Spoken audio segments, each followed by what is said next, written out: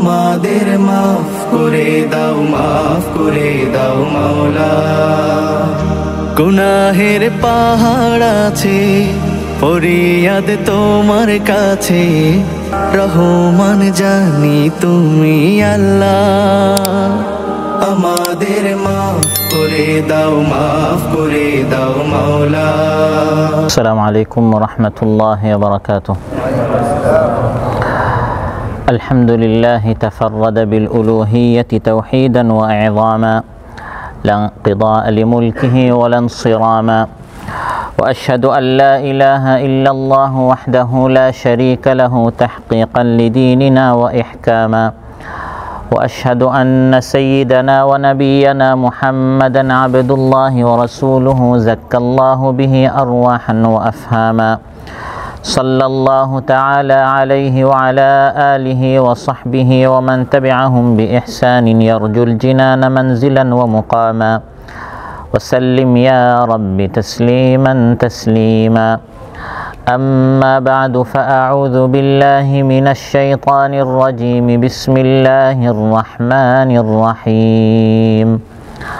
ولا تقربوا الزنا إنه كان فاحشة وساء سبيلا. আল্লাহ তাআলা ইরশাদ করেন, তোমরা ব্যভিচারের কাছেও যাইও না, নিশ্চয় এটি অশ্লীল একটি কাজ এবং এই পথটি অনেক নিকৃষ্ট। ইমাম নাসাঈ রাহিমাহুল্লাহর অন্তর্গত আল মানতাকাতুস সানাইয়ার 3টি উপশাখা এর উদ্যোগে আয়োজিত আজকের এই পবিত্র মাহফিলে উপস্থিত আজকের এই মাহফিলের সম্মানিত সভাপতি এবং আমার সামনে উপবিষ্ট আমার প্রাণপ্রিয় দিনদার ইমানদার ভাইরা, সূরাতু বানী ইসরাঈল থেকে একটি মাত্র আয়াত 32 নম্বর আয়াত তিলাওয়াত করে এর সরল বাংলা অনুবাদ উপস্থাপন করলাম। এই একটি আয়াতের আলোকে সমাজে যেভাবে অশ্লীলতা, বেহায়াপনা, বেলাল্লাপনার সয়লাভ আজ আমরা দেখতে পাচ্ছি, ইসলামে এই অশ্লীলতা কত নিকৃষ্ট একটি কাজ, ঘৃণিত একটি কাজ, এবং এই অশ্লীলতা থেকে নিজেদেরকে এবং নিজেদের সন্তানদেরকে আমরা কীভাবে বাঁচাতে পারি। বিশেষ করে বর্তমান এই সোশ্যাল মিডিয়ার কারণে, মোবাইল, ইন্টারনেট, টেকনোলজির কারণে অতি সহজে মানুষ অশ্লীলতার অন্ধকার পথগুলোতে দেখা যায় অনেকেই নিজেকে ধ্বংস করে ফেলে। বিশেষ করে যুবক এবং তরুণ যারা রয়েছে, তাদের জন্য ইসলামের কি মেসেজ রয়েছে, এসব বিষয়ে আপনাদের সামনে আলোচনা উপস্থাপন করব ইনশাআল্লাহ। সম্মানিত ভাইরা, সমাজে আজ এত বেশি পাপ এবং পাপীদের দাপট যে অনেকের জন্য সাপ থেকে বাঁচা অনেকটা সহজ, কিন্তু পাপ থেকে তারা বাঁচতে পারে না। বর্তমান এই বিশ্বায়নের এই যুগে, যেটাকে ইংলিশে গ্লোবাল বলা হয়, আরবিতে আউলামাহ বলা হয়, এই বিশ্বায়ন, গোটা বিশ্ব আজ হাতের মুঠোর ভিতরে। এক সময় বলা হতো গোটা বিশ্ব কাল গুরফাতিল ওয়াহিদা, একটি ছোট্ট রুমের মতো, কক্ষের মতো। এখন ছোট্ট কক্ষের মতো নয়, রুমের মতো নয়, একটি ছোট্ট বিছানার মতো।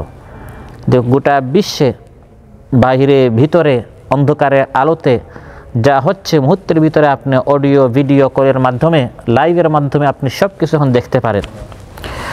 বিশ্বায়নের এই যুগে দিন বিমুখ সমাজ বহুবিধ পাপের বন্যায় হাবুডুবু খাচ্ছে, এবং এই সকল পাপের অন্যতম বড় অপরাধ, বড় একটি পাপ হচ্ছে অশ্লীলতা, এবং এই অশ্লীলতার অন্যতম হচ্ছে ব্যভিচার। ব্যভিচার একটি মারাত্মক অপরাধ, যেটি হচ্ছে সবচেয়ে নিকৃষ্ট ব্যভিচার, যেটি হচ্ছে সবচেয়ে নিকৃষ্ট অশ্লীলতা। অশ্লীলতা ধাপে ধাপে ধাপে ধাপে সর্বশেষ মানুষকে এই অশ্লীলতা নিয়ে যায় ব্যভিচারের দিকে।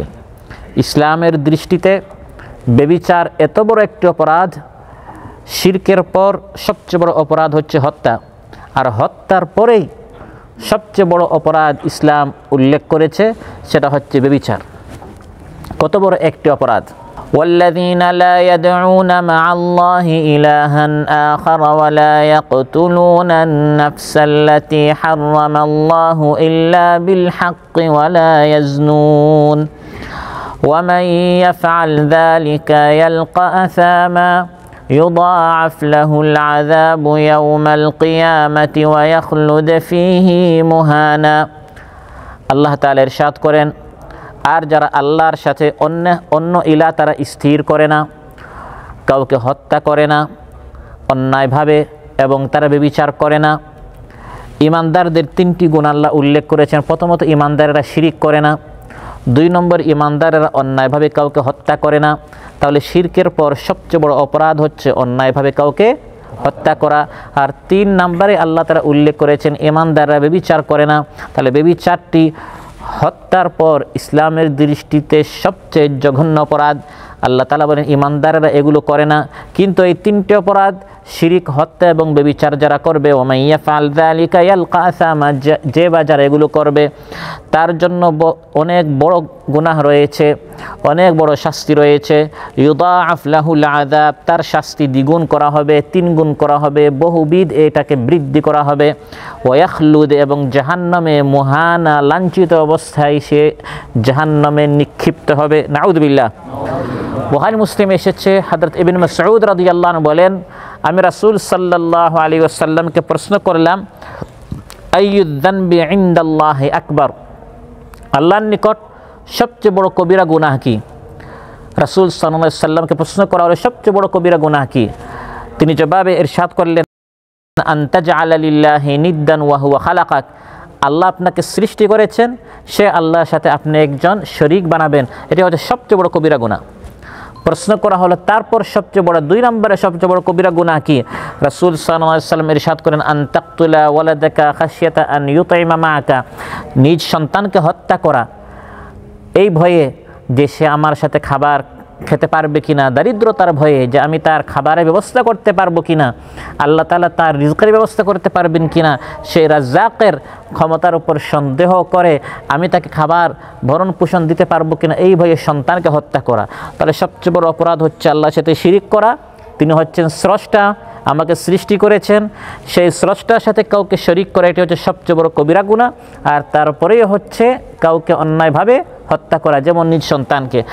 আর 3 নম্বরে যখন প্রশ্ন করা হয় সুম্মা আই, তারপর কবিরা গুনাহ কি? তিনি ইরশাদ করেন, আন তুজানিয়া বিহালিলাতি জারিক, ব্যভিচার করা। প্রিয় ভাইরা, ইসলাম শুধু ব্যভিচার করতে নিষেধ করে নাই, আমরা আলোচ্যতে আল্লাহ তাআলা ইরশাদ করেন, ওয়ালা তাকরাবুজ জিনা, জিনা ব্যভিচারের কাছেও যাওয়া যাবে না, জিনা ব্যভিচারের কাছেও যাওয়া যাবে না। প্রিয় ভাইরা, ইসলামে ব্যভিচার এত বড় অপরাধ যে কোনো বিবাহিত পুরুষ অথবা মহিলা দ্বারা যদি এই জিনা ব্যভিচার সংঘটিত হয়, ইসলামী সমাজে তার জীবিত থাকার কোনো অধিকার থাকে না। আবার তাকে শুধু তরবারির এক আঘাতে হত্যা করলেও এটা যথেষ্ট হবে না। কেউ যদি কাউকে হত্যা করে, হত্যার বদলা হত্যা হচ্ছে তরবারি দ্বারা তাকে হত্যা করলে হয়ে যায়। কিন্তু কেউ যদি বিবাহিত হওয়া সত্ত্বেও সে যদি ব্যভিচার করে, ইসলামের বক্তব্য যে শুধু সাধারণ একজন হত্যাকারীর মতো তাকে হত্যা করলে হবে না, বরং নির্দেশ হচ্ছে পাথর মেরে মেরে তার জীবনের পরিসমাপ্তি ঘটাতে হবে, যাতে সমাজে অন্যান্য যারা অশ্লীলতা যারা ছড়াতে চায়, যাদের ভিতরে কুপ্রবৃত্তির এই কামনা বাসনা রয়েছে, যারা ব্যভিচারের পথে যারা দাবিত হচ্ছে, তারা যেন এটা দেখে শিক্ষা নেয় যে আজ আমাদের এখানে থেমে যেতে হবে, অন্যথায় এই ব্যক্তি ব্যভিচার করে যেরকম তাকে পাথর মেরে মেরে শেষ করা হয়েছে, এই পরিণতি আমারও হবে। সমাজের অন্যান্য যারা সন্ত্রাসী আছে, যারা ব্যভিচারের পথে হাঁটছে, তারা যাতে করে এখান থেকে শিক্ষা নিতে পারে, এজন্য ইসলাম এই কঠিন ব্যবস্থা নিয়েছে যারা ব্যভিচার করে তাদের ক্ষেত্রে। আর যদি এই ব্যভিচারকারী অবিবাহিত হয়, তাহলে ইসলামের বক্তব্য হচ্ছে 100টি বেত্রাঘাত এবং 1 বছরের জন্য তাকে দেশান্তরিত করতে হবে, এবং এই দণ্ডবিধি তার উপর কার্যকর করতে আল্লাহ তাআলা বলছেন তার উপর দয়া করা যাবে না। আল্লাহ হচ্ছেন আর রহমানির রাহিম, পরম দয়ালু, মেহেরবান, তার মেহেরবানির শেষ নাই, দয়ার সাগর তিনি। কিন্তু আল্লাহ তাআলা বলেন যে ব্যক্তি অশ্লীলতার পথে চলে, ব্যভিচার করে, আমি আল্লাহ বলছি তার উপর 100টা বেত্রাঘাত কার্যকর করতে হবে।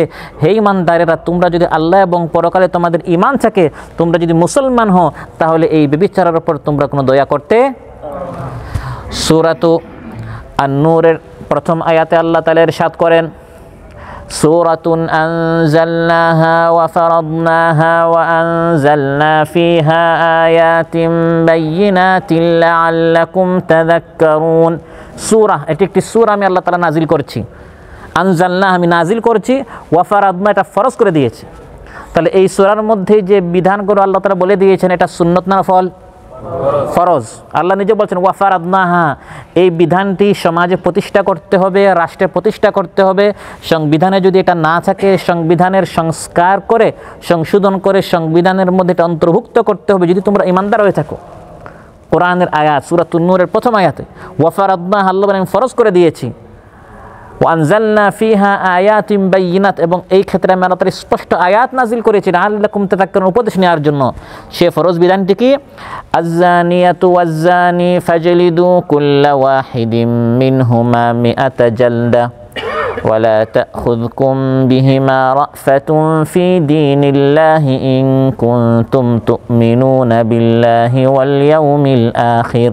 আল্লাহ তাআলা বলেন ব্যভিচারিণী বা ব্যভিচারী নারী হোক বা পুরুষ হোক, অবিবাহিত যদি সে হয়ে থাকে, ফাজলিদু তাদেরকে বেত্রাঘাত করো, কুল্লা ওয়াহিদিন তাদের প্রত্যেককে, মিআতা জালদা 100টি বেত্রাঘাত। যেরকম মাগরিবের নামাজ 3-এর জায়গায় 2, 2.5, 3.25 পড়লেও নামাজ হবে। এই 100টি বেত্রাঘাতের জায়গায় 99টা করলেও হবে না। এটি আল্লাহ তাআলা সংখ্যা কোরআনের মধ্যে নাজিল করে দিয়েছেন। এবং আল্লাহ তাআলা দয়ার সাগর হওয়া সত্ত্বেও ব্যভিচারের ক্ষেত্রে আল্লাহ তাআলা শক্ত হয়েছেন, কারণ এই হচ্ছে সমাজের পচা নষ্ট এক সদস্য। এর কারণে সমাজের মধ্যে অশ্লীলতা এর সয়লাভ হচ্ছে, প্রচার হচ্ছে, প্রসার হচ্ছে ভাইরাসের মতো।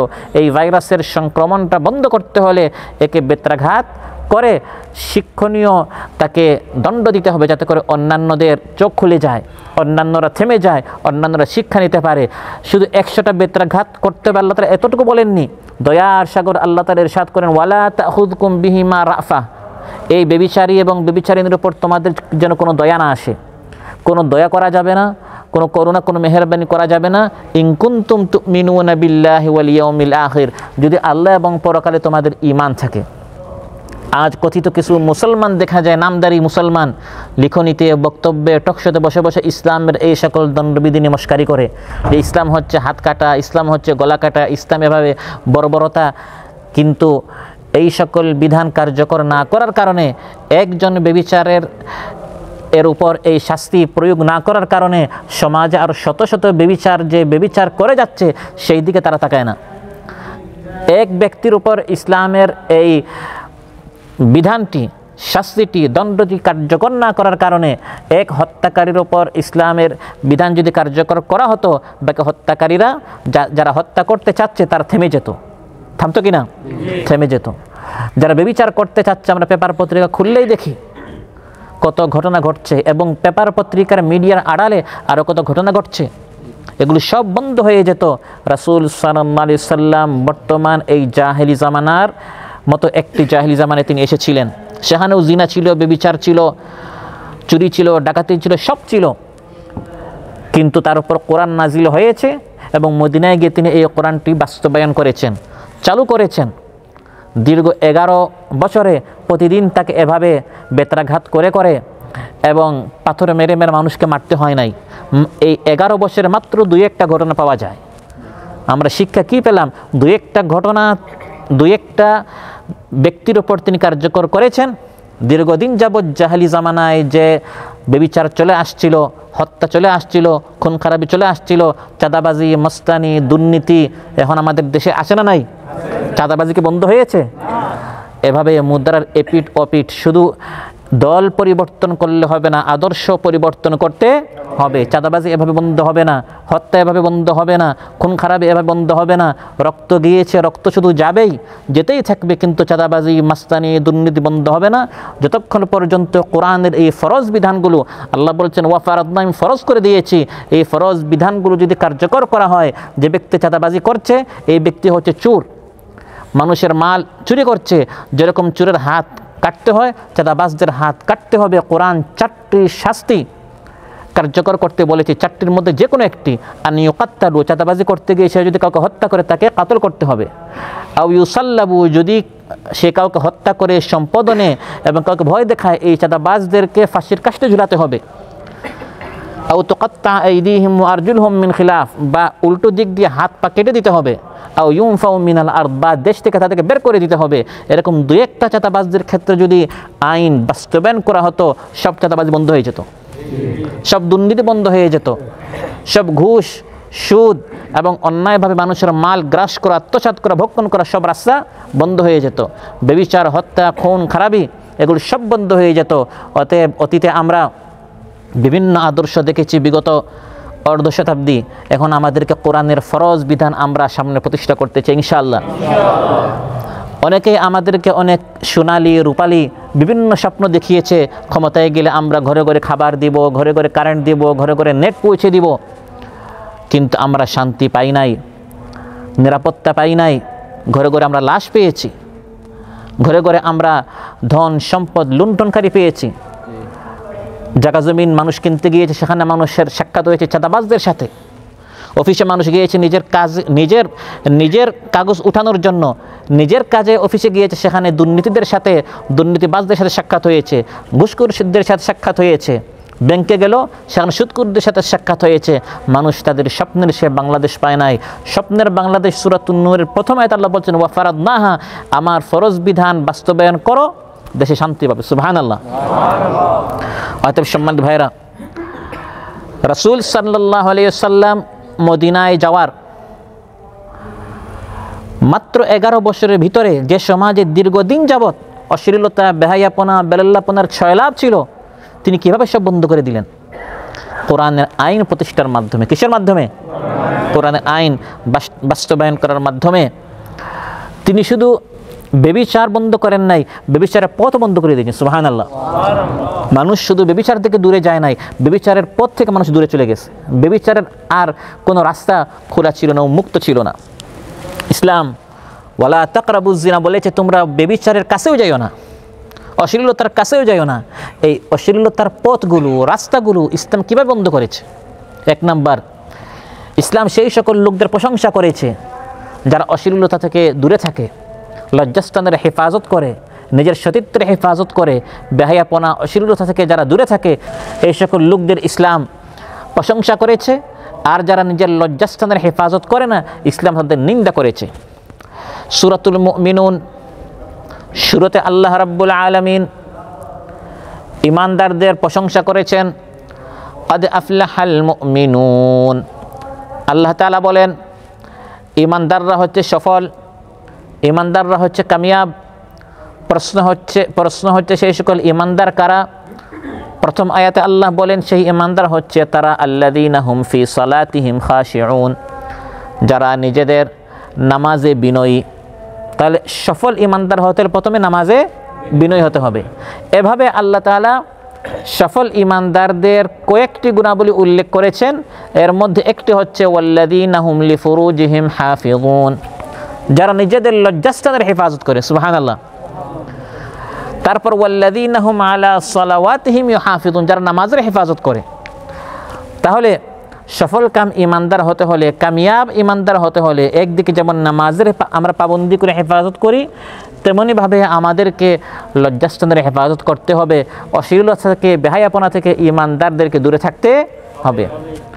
আর যারা লজ্জাস্থান হেফাজত করে না, আল্লাহ তাআলা ইরশাদ করেন, ইল্লা আলা আজওয়াজিহিম আও মা মালাকাত আইমানুহুম ফাইন্নাহুম গায়রু মালুমিন ফামান ইবতাগা ওয়ারাআ যালিকা ফাউলাইকা হুমুল আদুন। আল্লাহ তাআলা ইরশাদ করেন, যারা নিজেদের লজ্জাস্থানের হেফাজত করেন এরা হচ্ছে সীমা লঙ্ঘনকারী। তাহলে একদিকে ইসলাম যারা অশ্লীলতা থেকে দূরে থাকে তাদের প্রশংসা করেছে, আবার যারা অশ্লীলতার লিপ্ত হয় তাদের নিন্দা করেছে যে এরা হচ্ছে সীমা লঙ্ঘনকারী, তারা তাদের সীমা অতিক্রম করছে। সেই সকল নারীদের ইসলাম প্রশংসা করেছে যে সকল নারীরা নিজেদের লজ্জাস্থানের হেফাজত করে, স্বামীর অবর্তমানে, স্বামী প্রবাসে গিয়েছে, স্বামীর ধন সম্পদের এবং স্বামীর সম্মানের দুটোটারই সে হেফাজত করে।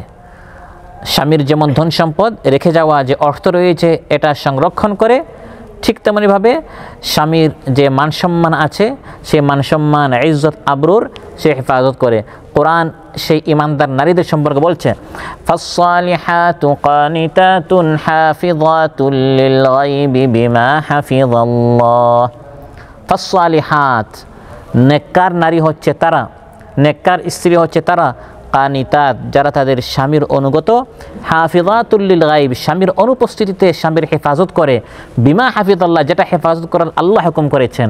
আল্লাহ হুকুম করেছেন স্ত্রীদেরকে, স্বামীর অবর্তমান স্বামী আপনার কাছে 1000 বা 2000 বা 5000 টাকা রেখে গেছে, এটা যথাযথ খরচ করা, এটা অপচয় না করা, নষ্ট না করা।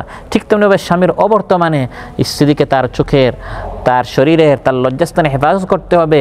স্বামীর যেমন হেফাজত করতে হবে, স্ত্রীর হেফাজত করতে হবে। ইসলাম নারী পুরুষ সবাইকে অশ্লীলতা থেকে দূরে থাকতে হুকুম করেছে।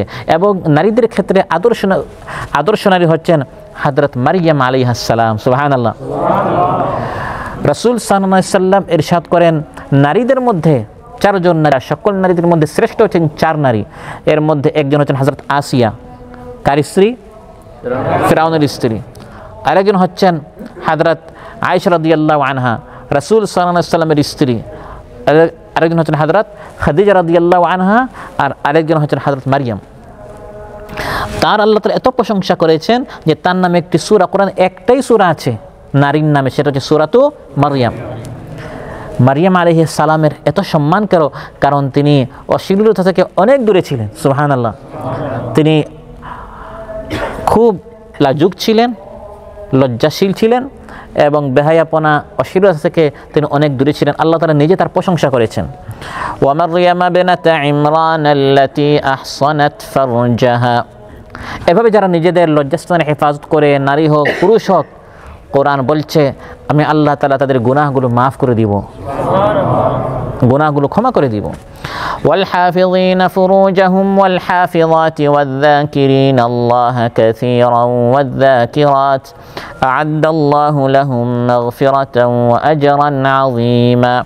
লজ্জাস্থানের হেফাজত যারা করে, অশ্লীলতা থেকে যারা দূরে থাকে, যদি বিবাহ করার তাদের সামর্থ্য না থাকে, আল্লাহ তাআলা তাদের অভাব দূর করে দিবেন। সুবহানাল্লাহ।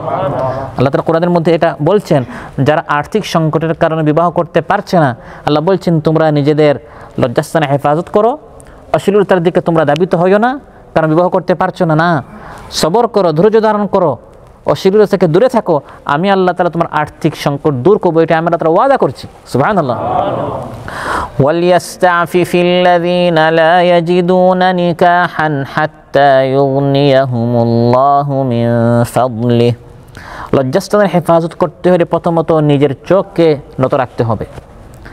কোরআন কারীমে আল্লাহ তাআলা ঈমানদারদেরকে সম্বোধন করেছেন এবং ঈমানদার নারীদেরকেও, পুরুষদেরকেও সম্বোধন করেছেন, নারীদেরকেও সম্বোধন করেছেন। প্রত্যেককে আলাদা আলাদা আল্লাহ তাআলা বলেছেন যে চোখকে নত রাখো, লজ্জাস্থানে হেফাজত করো, তাহলে তুমি অশ্লীলতা থেকে তুমি বাঁচতে পারবে, জিনা ব্যভিচার থেকে তুমি অনেক দূরে থাকতে পারবে। ওয়ালা তাকরাবু জিনা। আর যারা সব সময় চোখটাকে ওপেন রাখে, উন্মুক্ত রাখে, হারাম জিনিস থেকে যারা নত রাখে না, তারা ধীরে ধীরে ধীরে ধীরে অশ্লীলতার দিকে তারা দাবিত হতে থাকে, কাছে যেতে থাকে। আল্লাহ তাআলা কোরআনের মধ্যে ইরশাদ করেন, কুল লিল মুমিনিনা ইয়াগুদ্দু মিন আবসারিহিম ওয়া ইয়াহফাযু ফুরুজাহুম যালিকা আযকা লাহুম ইন্নাল্লাহা খাবীরুম বিমা ইয়াসনাউন ওয়া কুল লিল মুমিনাতি ইয়াগদুদনা মিন আবসারিহিন। প্রিয় ভাইরা, এভাবে যারা নিজেদের লজ্জাস্থানের হেফাজত করে, জিনা ব্যভিচার থেকে, অশ্লীলতা থেকে যারা দূরে থাকে, রাসূল সাল্লাল্লাহু আলাইহি সাল্লাম তাদেরকে জান্নাতের গ্যারান্টি দিচ্ছেন। কারণ জান্নাতের পথ হচ্ছে সবরের পথ। এই দুনিয়াতে অনেক সবর করতে হবে, ত্যাগ করতে হবে, কোরবানি করতে হবে। আপনাকে হাত ছানি দিয়ে আহ্বান করবে অনেক অশ্লীলতা। সেই সকল অশ্লীলতা থেকে যখন একজন ঈমানদার ব্যক্তি নিজেকে হেফাজত করবে, রাসূল সাল্লাল্লাহু আলাইহি ওয়াসাল্লাম ইরশাদ করেন আমি তাকে জান্নাতের সুখবর দিচ্ছি। সুবহানাল্লাহ। রাসূল সাল্লাল্লাহু আলাইহি ওয়াসাল্লাম ইরশাদ করেন, বুখারীতে এসেছে, মান ইয়াদমান লি মা বাইনা লাহইয়াইহি ওয়া মা বাইনা রিজলাইহি আদমান লাহুল জান্নাহ। 2 চোয়ালের মাঝখানে অর্থাৎ জিহ্বা এবং 2 পায়ের মাঝখানে অর্থাৎ লজ্জাস্থান, এই 2 জায়গার যে ব্যক্তি আমি নবীকে দায়িত্ব দিবে যে এগুলোর সে হেফাজত করবে, আমি নবী তাকে জান্নাতের ওয়াদা দিচ্ছি। কারণ অধিকাংশ গুনাহ লজ্জাস্থান এবং জবানের কারণে হয়। গীবত, চুগলখড়ি, পরনিন্দা ইত্যাদি এই জবানের মাধ্যমে হয়। এবং লজ্জাস্থান, এই 2 জায়গার যে ব্যক্তি হেফাজত করবে, রাসূল সাল্লাল্লাহু আলাইহি ওয়াসাল্লাম ইরশাদ করেন আমি তাকে জান্নাতের ওয়াদা দিচ্ছি। সুবহানাল্লাহ। ইবনে হিব্বানে এসেছে, মুসনাদ আহমদ এসেছে, তাবারানীতে এসেছে, রাসূল সাল্লাল্লাহু আলাইহি ওয়াসাল্লাম মুসলিম নারীদেরকে জান্নাতের সুখবর দিচ্ছেন, ইদা সাল্লাতিল মারআতু খামসাহা, যে নারী 5 ওয়াক্ত নামাজ আদায় করবে, ওয়াসামাত শাহরাহা, মাহে রমাদানের ঠিকমতো রোজা রাখবে, ওয়া হাসানাত ফারজাহা, যে নারী নিজের লজ্জাস্থানের হেফাজত করবে, ওয়া আতাআত বা'লাহা, নিজের স্বামীর আনুগত্য করবে, এই 4টি কাজ যে স্ত্রী করবে, কিলা লাহা দুখুলিল জান্নাহ মিন আইয়িল আবওয়াবি শি'তি, তাকে বলা হবে জান্নাতের যে দরজা দিয়ে তুমি চাও তুমি জান্নাতে প্রবেশ করো। সুবহানাল্লাহ। প্রিয় ভাইয়া, অতএব ইসলাম এভাবে আমাদেরকে জিনা ব্যভিচার থেকে দূরে থাকার জন্য লজ্জাস্থানের হেফাজত করার প্রতি আমাদেরকে উৎসাহিত করেছে। একজন ঈমানদার ব্যক্তি কোনো অবস্থায় সে অশ্লীলতার পথে সে যেতে পারে না, সে পথ থেকে সে দূরে থাকে, বিশেষ করে যুবকেরা। রাসূল সাল্লাল্লাহু আলাইহি ওয়াসাল্লাম ইরশাদ করেন সেই যুবক সম্পর্কে যে যুবক তার এই যৌবনকালে 20, 25, 30, 35 বছর, কিছুদিনের এই যৌবন তারপর ফুরিয়ে যায়, তারপর শুকিয়ে যায়, তারপর শেষ হয়ে যায়। সাবআতুন ইউযিল্লুহুমুল্লাহু ফি যিল্লিহি ইয়াওমা লা যিল্লা ইল্লা যিল্লুহ, 7 দলকে আল্লাহ তাআলা আরশের ছায়া নিচে স্থান করে দিবেন, যখন আল্লাহর আরশের ছায়া ছাড়া অন্য কোনো ছায়া থাকবে না। সুবহানাল্লাহ। মানুষ গরমে দিশাহারা হয়ে যাবে, বেকরার হয়ে যাবে, পেরেশান হয়ে যাবে। এমন সময় আল্লাহ তাআলা তার ছায়ার নিচে, আরশের ছায়ার নিচে ভিআইপি বিশেষ যারা ব্যক্তিবর্গ আছে তাদেরকে স্থান করে দিবেন। এর মধ্যে একদল হচ্ছে ওয়াশাবুন, একদল যুবক, নাশআ ফি ইবাদাতিল্লাহ, তার এই যৌবনকাল সে কাটিয়েছে আল্লাহর ইবাদতে। সুবহানাল্লাহ। ওয়ারাজুলুন দাআতহু ইমরাআতুন যাতু মানসিবিন ওয়া জামালিন ফাকালা ইন্নী আখাফুল্লাহ, আরেক ব্যক্তি তাকে সম্ভ্রান্ত, সম্মানিত, উচ্চ বংশের কোনো নারী, সুন্দরী, তরুণী, তাকে আহ্বান করেছে অশ্লীলতার দিকে। এবং বর্তমান এই নেট দুনিয়ার দেখা যায় বিভিন্ন ওয়েবসাইট রয়েছে, আহ্বান করা হয়, এই ওয়েবসাইটে অসংখ্য নারী আছে আপনার অপেক্ষায়। এই ধরনের অফার যখন সামনে আসে সে বলে ইন্নী আখাফুল্লাহ, আমি আল্লাহকে ভয় করি। আল্লাহর ভয়ে সে এই ওয়েবসাইটে যায় না, আল্লাহর ভয়ে সে এই পেজে ঢুকে না, আল্লাহর ভয়ে সে এই সকল অশ্লীল ভিডিও এবং ফটোগুলো সে, আল্লাহর ভয়ে তারা যখন এই সকল অশ্লীলতা থেকে এই যুবক যখন দূরে থাকে তখন আল্লাহ তাআলা আরশের ছায়ার নিচে তার স্থান করে দেন। সুবহানাল্লাহ। প্রিয় ভাইরা, দুনিয়ার সাময়িক কিছু সুখের জন্য, সাময়িক কিছু আরামের জন্য আমরা অনেক সময় নিজেদেরকে ভুলে যাই, কিন্তু কিয়ামতের দিন এই ভয়াল পরিস্থিতিতে আমরা যেন বাঁচতে পারি সেজন্য আমাদেরকে চেষ্টা করতে হবে। আল্লাহ তাআলা সবাইকে তৌফিক দান করুন। আমিন। প্রিয় ভাইরা, এভাবে আল্লাহ তাআলা জিনা ব্যভিচারের সব রাস্তা বন্ধ করে দিয়েছেন। ওয়ালা তাকরাবুজ জিনা, তোমরা জিনা ব্যভিচারের কাছেও যাইও না, ওই রাস্তার দিকে যেতে আমাদেরকে নিষেধ করেছেন। লজ্জাস্থান রক্ষার পথে যত বাধা আছে ওই সকল বাধাসমূহ থেকে ইসলাম আমাদেরকে সাবধান করেছে। যেমন টিভি চ্যানেল, যেমন ইন্টারনেট, অশ্লীল ম্যাগাজিন, রুচিহীন পত্রপত্রিকা, ক্যামেরাযুক্ত অত্যাধুনিক মোবাইল সেট, এগুলো জিনা ব্যভিচারের অশ্লীলতার পথে নিয়ে যায়। ইসলাম সাবধান করেছে, এগুলো হারাম করে দেয় নাই, তবে এগুলো ব্যবহার করার ক্ষেত্রে, মোবাইল, ইন্টারনেট এগুলো ব্যবহার করার ক্ষেত্রে সাবধান থাকতে হবে, যাতে করে আমি নিজে বা আমার স্ত্রী, সন্তান, ভাই বোন ইত্যাদি যারা আমার দায়িত্বে আছে তারা যেন এই সকল জিনিসগুলো ব্যবহার করে অশ্লীলতার দিকে যেন আমরা বা তারা দাবিত হয়ে না যায়, সাবধানতার সাথে চলতে হবে। প্রিয় ভাইরা, অনুরূপভাবে জিনা ব্যভিচারের অশ্লীলতার পথ ইসলাম কীভাবে বন্ধ করেছে? মহিলাদের নতুন নতুন মডেলের পোশাক পরিচ্ছদ, সাজসজ্জা করে বেপরদার সাথে বাড়ি থেকে বের হওয়া ইসলাম নিষেধ করেছে। পাশ্চাত্য স্টাইলের যে সকল পোশাকসমূহ রয়েছে, আমাদের দেশে হিন্দুস্তানের হিন্দুয়ানা পোশাকের মডেলগুলো বেশি চলে, আবার এখন পাশ্চাত্যের পোশাকগুলো এসেছে। এগুলো যদি আমাদের মা বোনেরা পরে তখন সমাজের মধ্যে শালীনতা না অশ্লীলতা বেশি হবে? কোনটা? অশ্লীলতা। ইসলাম বিশেষভাবে এটা আমাদেরকে বলেছে যে বিজাতীয় কোনো কাপড়, পোশাক ইত্যাদি এগুলো মানে বোনদের জন্য এগুলো আপনার পরিধান করা যাবে না। বিশেষ করে বর্তমানে মার্কেটে বেশিরভাগ পাওয়া যায় পাশ্চাত্য স্টাইলের পোশাকসমূহ, যেগুলোর উদ্দেশ্যই হচ্ছে আমাদের বোনদেরকে উলঙ্গ করা, তাদেরকে বেলাল্লাপনার পথে দাবিয়ে দেয়া। অতএব যুবক যুবতী যাতে করে তারা ব্যভিচারের পথে দাবিত না হয় আমাদেরকে খেয়াল রাখতে হবে, এবং আমাদের অধীনে যারা রয়েছে, আমাদের মেয়ে, স্ত্রী, সন্তান, বোন ইত্যাদি, আমরা দেশে টাকা পাঠাচ্ছি যাতে করে তারা কাপড় কিনে, কিন্তু কোন কাপড় কিনছে, কোন পোশাক কিনছে, এগুলো আমাদেরকে খবর নিতে হবে যাতে করে আমাদের টাকা দ্বারা তারা যেন জাহান্নামে না যায়। অন্যথায় আমরাও আল্লাহর সামনে মাসউলুন, আমাদেরও দায়িত্ব রয়েছে, আমরাও জিজ্ঞাসিত হব, যাতে করে আমাদের মাধ্যমে আমাদের টাকা দিয়ে সমাজে অশ্লীলতা ছড়িয়ে না পড়ে। রাসূল সাল্লাল্লাহু আলাইহি ওয়াসাল্লাম ইরশাদ করেন, সিনফানি মিন আহলিন নারি লাম আরাহুমা, জাহান্নামের দুই দল আমি নবী এখনও দেখিনি, সামনে আসবে, সেই যুগে ছিল না, এখন আছে। এর মধ্যে এক দল হচ্ছে ওয়ানিসাউন কাসিয়াতুন আরিয়াতুন মুমিলাতুন মাইলাত রুউসুহুন্না কাসনিমাতিল বুখতিল মাইলা লা ইয়াদখুলনাল জান্নাতা ওয়া লা ইয়াজিদনা রিহাহা ওয়া ইন্না রিহাহা লা ইউজাদু মিন মাসিরাতি কাযা ওয়া কাযা। একদল নারী ৮-৭ কাপড় পরবে, অর্ধ উলঙ্গ হয়ে তারা কাপড় পরিধান করবে, পর পুরুষকে আকৃষ্ট করার জন্য কাপড় পরবে। এই ধরনের কাপড় পোশাক তারা পরিধান করবে। পোশাক মূলত মানুষ পরিধান করে নিজের লজ্জাস্থান ঢাকার জন্য, কিন্তু তারা এগুলো পরে পর পুরুষকে আরও বেশি কী করবে, আকৃষ্ট করবে। এগুলো যে সকল নারীরা পড়বে, রাসূল সাল্লাল্লাহু আলাইহি ওয়াসাল্লাম ইরশাদ করেন তারা কশ্চিনকালেও জান্নাতে যাওয়া তো দূরের কথা, লা ইয়াজিদনা রিহা, তারা জান্নাতের ঘ্রাণও পাবে না। নাউযুবিল্লাহ। প্রিয় ভাইরা, আমার মা বোন, আমার স্ত্রী সন্তান যেন ওই পথে না যায়, আমাদেরকে সাবধান থাকতে হবে। এই সকল কাপড় পরলে জিনা ব্যভিচারের দ্বার উন্মুক্ত হয়। আর আল্লাহ বলছেন, ওয়ালা তাকরাবু জিনা, জিনা ব্যভিচারের কাছেও যাইও না। আমাদের মাধ্যমে যেন সমাজে ব্যভিচার, অশ্লীলতা ইত্যাদি প্রচার প্রসার না হয়, আমাদেরকে সাবধান থাকতে হবে। তারপর জিনা ব্যভিচার অশ্লীলতার পথ সুগম করে অন্যতম একটি জিনিস, সেটি হচ্ছে নারী পুরুষের অবাধ মেলামেশা, সহ অবস্থান, একসাথে বিনা প্রয়োজনে একসাথে থাকা, কাছাকাছি থাকা, সহশিক্ষা বলেন বা কাজকর্মের ক্ষেত্রে বলেন, ব্যবসা বাণিজ্যের ক্ষেত্রে বলেন, অপ্রয়োজনে এমন যদি পরিস্থিতি হয়ে যায় আপনার অন্য কোনো উপায় নেই, সেটা ভিন্ন বিষয়।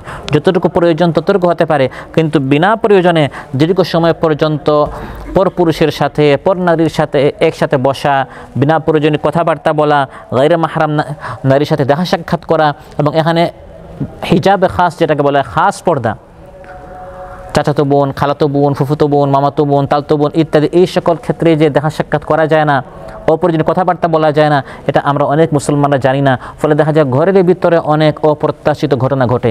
বাহির থেকে একজন এসে ঘরে কোনো একটি অঘটন ঘটাতে তার অনেক সময় লাগে, কিন্তু ঘরের ভিতরে এই সকল পর্দার ব্যবস্থা যেগুলো ইসলাম ফরজ করে দিয়েছে, এই ফরজ পর্দা চালু না থাকার কারণে অনেক ঘরের ভিতরে অনেক অঘটন ঘটে, যেগুলো অপ্রকাশিত, যেগুলো প্রকাশ হয় না, কিন্তু গোপনেই থেকে যায়। কিন্তু ওই ঘরের যারা কর্ণধার হন, অভিভাবক হন, তারা কত কষ্টে থাকেন এই সকল অঘটনের কারণে।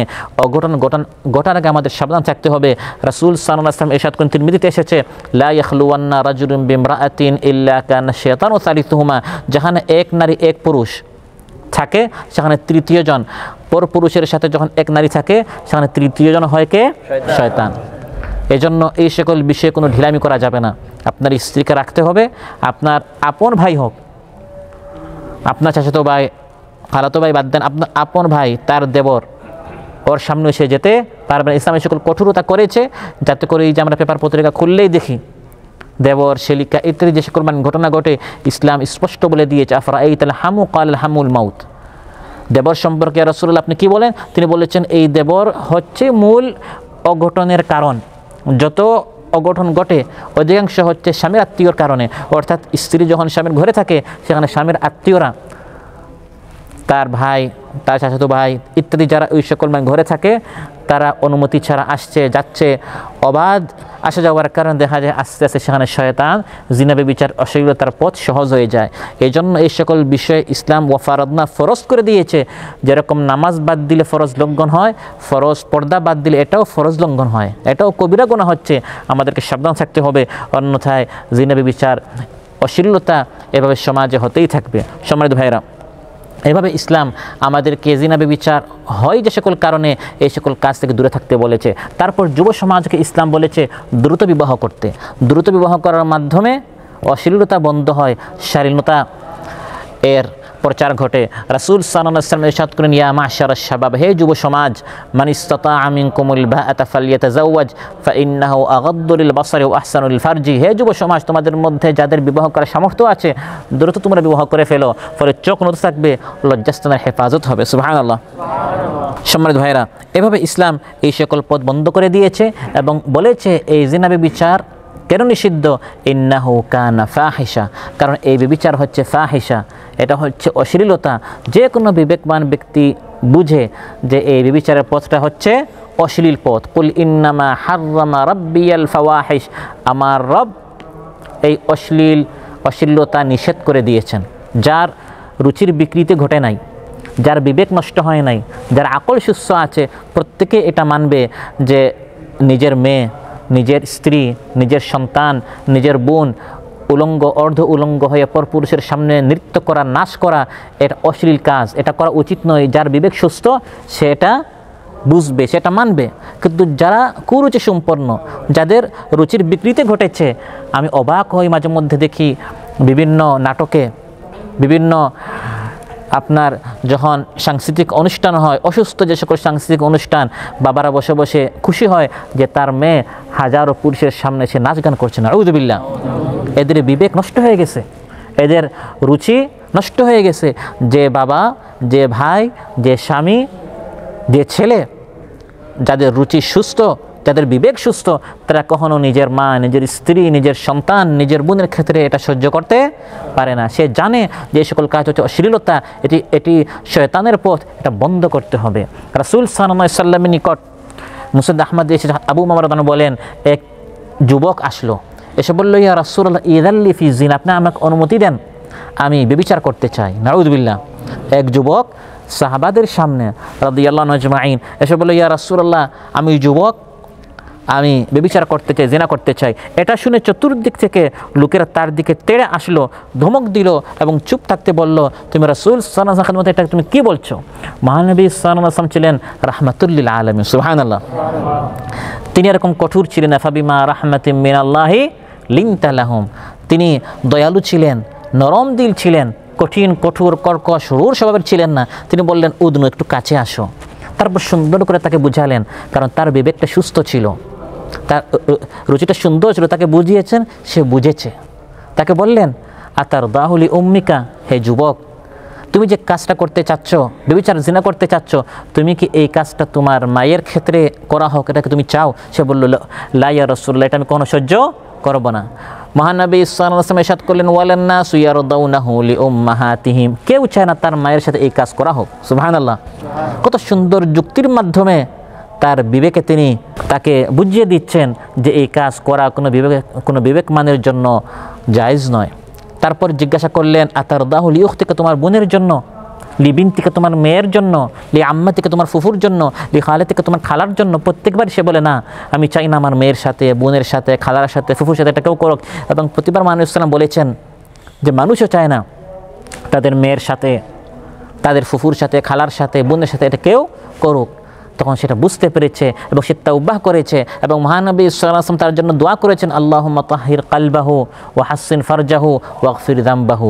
ইয়া রাসূলুল্লাহ, তার কলবটা, হে আল্লাহ, আপনি তার কলবটা পবিত্র করে দেন, তার লজ্জাস্থানে হেফাজত করেন এবং তার গুনাহ মাফ করে দেন। সুবহানাল্লাহ। ফালাম ইয়াকুন শাইউন আবগাদা ইলাইহি মিন, এই যুবক এখান থেকে উঠলো, পৃথিবীতে তার নিকট সবচেয়ে ঘৃণিত জিনিস ছিল অশ্লীলতা। অশ্লীলতাকে সে একবারে ঘৃণা করা শুরু করলো। সুবহানাল্লাহ। সুন্দর করে বুঝাবার কারণে সে বুঝতে পেরেছে। এরকম সুন্দরভাবে আমরা আমাদের ছেলে মেয়েদেরকে বুঝাবো, স্ত্রী সন্তানদেরকে বুঝাবো। কারণ আমি আপনি যদি একবার বুঝাই, এই নেট দুনিয়ার কারণে তারা 17 বার এই অশ্লীলতার দিকে তারা যাচ্ছে। এই জন্য তাদেরকে ধীরে ধীরে বুঝাতে হবে যে এই পথ হচ্ছে অন্ধকার পথ, ওই দিকে যাওয়া যাবে না। ইন্নাহু কানা ফাহিশা ওয়া সাআ সাবিলা, আল্লাহ তাআলা বলেন অশ্লীলতার এই পথটি, ব্যভিচারের পথটি হচ্ছে মন্দ, জঘন্য পথ, নিকৃষ্ট আচরণ, সামাজিক অনাচার সৃষ্টি হয়। ব্যভিচারের কারণে সামাজিক যে অনাচার এত বেশি হয়, এটা তো দিবালোকের মতো স্পষ্ট। এর কোনো সীমা পরিসীমা থাকে না। এর অশুভ পরিণাম অনেক সময় সমগ্র গোত্র এবং সম্প্রদায়কে বরবাদ করে দেয়। এর মাধ্যমে বংশ পরিচয় সঠিক থাকে না, লজ্জাস্থানের হেফাজত হয় না, সংশ্লিষ্ট ব্যক্তির সামাজিক সম্মান রক্ষা পায় না, মানুষে মানুষে কঠিন শত্রুতার জন্ম নেয়, দুনিয়ার সুস্থ পারিবারিক যে নিয়ম আছে ওটা ভেঙে পড়ে, যেটা পাশ্চাত্যে আমরা দেখতে পাই। সেখানে জারজ সন্তানের সংখ্যা অনেক বেশি, অনেক সন্তান তার বাবাকে চেনে না। পারিবারিক যে একটি স্ট্রাকচার আছে আমাদের সমাজে, এই হচ্ছে আমার বাবা, এই আমার মা, ফ্যামিলি নিয়ে আমরা আছি, এটি পাশ্চাত্যে অনেকটা নাই বললেই চলে, ভেঙে পড়েছে সেই পারিবারিক স্ট্রাকচারটি এই ব্যভিচারের কারণে। সেজন্য মহানবী সাল্লাল্লাহু আলাইহি সাল্লাম এই ব্যভিচার সম্পর্কে বলেন, ওয়াসা সাবিলা, কত নিকৃষ্ট একটি পথ, মা যাহারা ফি কওমিন জিনা আও রিবা ইল্লা আহাল্লু বিআনফুসিহিম আযাবাল্লাহ। যখন কোনো সমাজে ব্যাপকভাবে সুদ এবং ব্যভিচার আম হয়ে যায়, তখন আল্লাহর গজব তাদের উপর অবধারিত হয়ে যায়, নাউযুবিল্লাহ। এই জন্য এই কুপথ থেকে, এই নিকৃষ্ট পথ থেকে নিজেদেরকে বাঁচাতে হবে। মোবাইল একটা মন চাইলো কিনে ফেললাম, নেট আছে, বিভিন্ন অ্যাপস আমি ডাউনলোড করে ফেললাম, এখন যা ইচ্ছা তা দেখা শুরু করব, এটা কোনো মুসলমানের জন্য শোভা পায় না। আমার ইসলাম আছে, আমার কোরআন আছে, আমার সংবিধান আছে, ওই কোরআন নামক সংবিধান অনুযায়ী যা যা দেখা যায় তা দেখব, যা যা দেখা যায় এটা আমি দেখতে পারি না, যা যা শোনা যায় সেটা শুনবো, যা যা শোনা যায় এটা আমি শুনতে পারি না। যা অশালীন, যা আমাদেরকে হারামের দিকে নিয়ে যায়, পাপের পথ উন্মুক্ত করে, ওই দিকে আমরা মুসলমান হিসাবে ওই দিকে আমরা অগ্রসর হতে পারি না। জিনা ব্যভিচার করা তো দূরের কথা, ওই দিকে যাওয়া যাবে না, ওর নিকটবর্তী হওয়া যাবে না, ওর কাছেও যাওয়া যাবে না। আল্লাহ সুবহানাহু ওয়া তাআলা আমাদের সবাইকে তৌফিক দান করুন। বিশেষ করে আমি সহ আমার সামনে যারা আছেন, বেশিরভাগই যুবক, চোখ ভালো, হাত ভালো, ব্রেইন ভালো, স্বাস্থ্য ভালো, আলহামদুলিল্লাহ। এই সুস্থতার সময়, যৌবনের সময় মন চায়, ব্রেইন চায় অশ্লীলতার দিকে ধাবিত হওয়া, কিন্তু এই সময় নিজেকে কন্ট্রোল করা। বৃদ্ধ হওয়ার সময় যখন মানুষ বৃদ্ধ হয়ে যায়, তখন তো নিজেকে সেভ করা অনেক সহজ, কিন্তু এই যৌবনকালে আমরা যেন নিজেদেরকে সেফ রাখতে পারি। আল্লাহ তার সবাইকে তৌফিক দান করুন। পুরা সময়টা যেন আমরা আমাদের মোবাইলে, বিভিন্ন ওয়েবসাইটে, বিভিন্ন ইউটিউবে যেন আমরা আমাদের সময়গুলো নষ্ট না করি। কোরআন সুন্নাহর দিকে আমরা আসবো, কোরআন সুন্নাহ বেশি করে পড়বো, চোখ ভালো থাকবে, ব্রেন ভালো থাকবে, সুস্থতা থাকবে, মন ভালো থাকবে এবং আমাদের জীবনটা সুখীময় হবে। আল্লাহ তাআলা সবাইকে তৌফিক দান করুন। আমাদের মধ্যে যারা অসুস্থ আছেন, আল্লাহ তাআলা সুস্থ করে দেন। যার যে পেরেশানি আছে, আল্লাহ তাআলা পেরেশানি মুক্ত করুন। আসসালামু আলাইকুম ওয়া রাহমাতুল্লাহি ওয়া বারাকাতুহু। মাফ করে দাও, মাফ করে দাও মাওলা। গুনাহের পাহাড় আছে, ফরিয়াদ তোমার কাছে, রহমান জানি তুমি আল্লাহ। আমাদের মাফ করে দাও, মাফ করে দাও মাওলা।